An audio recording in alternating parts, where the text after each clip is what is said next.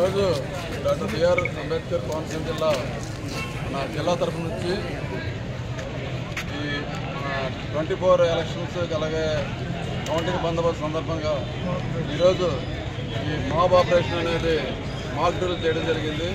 ఇందులో మన జిల్లా తరఫు నుంచి ఏఆర్ డిఎస్పీ గారు విజయసారథి గారు, అలాగే RI Sitharaman party Vajra vehicle, అలాగే ఒరిజినల్గా అల్లాపూల్ అసెంబ్లీ అయ్యి ఎవరైనా సరే అల్లర్లు సృష్టించడానికి వచ్చినప్పుడు ఎటువంటి చర్యలు తీసుకుంటారో పోలీసు వారు అనేది ఇక్కడ మనం మాక్ డ్రిల్ చేయడం జరిగింది.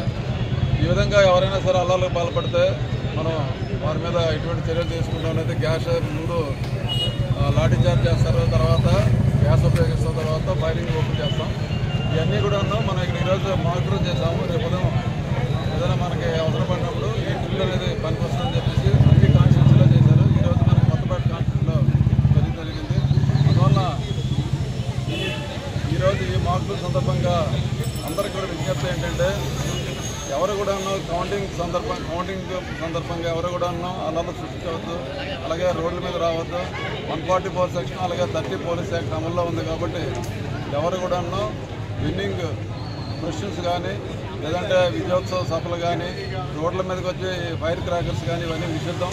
మళ్ళీ మేము మా దగ్గర పర్మిషన్ తీసుకొని తర్వాత మేము పెట్టుకోవడానికి పర్మిషన్ ఇస్తాం, అప్పుడు మాత్రమే చేయాలి.